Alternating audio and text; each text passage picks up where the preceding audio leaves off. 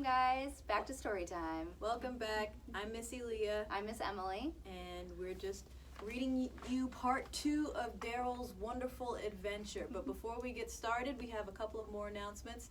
We still have Overdrive and the Libby app available for anyone. If you need anything at all with your login or your password, give us a call at 936-559-2970 and we'll help you set up with that. We're also still doing Read Squared. You can still, if you're a child, a teenager, or an adult, you can still log in your reading hours with Read Squared.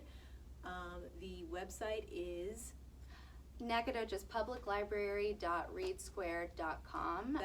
You can create your profile through that website. And we also have the challenges and missions still there. You can help complete Darrell's story. We have partnered with Create as well for a few other missions and challenges for you to be able to complete at home. And speaking of Create, they will be doing virtual Zoom classes on Monday from 2 to 3 p.m. as well as Wednesday from 10 a.m. to 11 a.m. After that, the finished streams will be put onto our Read Squared website, and that way you can see what you missed in case you missed it. Okay everyone, so now we're going to get into the next adventure with Darrell. We received a couple of entries from Colin and Miles and Rory, so thank you guys so much for writing some great ending options for Darrell. What we decided to do was take those endings and sort of put them all into one story. So the outcome is one great, wacky, and imaginative story. So thank you guys for contributing.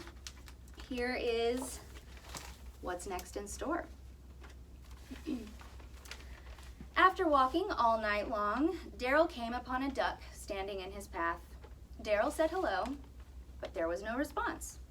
Darrell inched closer and closer, and as he did, the duck lurched forward and slurped Darrell right up.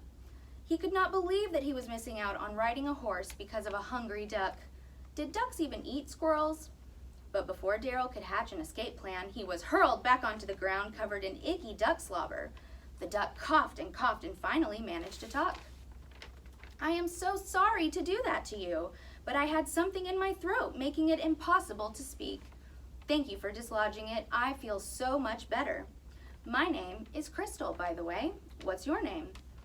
Darrell introduced himself and learned that Crystal was also on a mission. Her mission was to find her friends. They had gotten separated in a thunderstorm and she missed them terribly. So Darrell and Crystal decided to help each other. The two new friends traveled together for almost a week.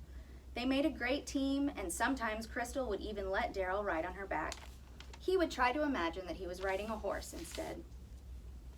One afternoon, Crystal and Darrell were in the middle of singing the second stanza of their favorite song, If You're Happy and You Know It, when they both stopped suddenly. In their path was a woman. She was wearing a bright pink ball gown, and in one hand she held a large but ordinary-looking teapot. "Hello," said the woman. "This is your lucky day. Climb into my teapot, and you will receive your greatest wish." This is going to conclude this part of the story.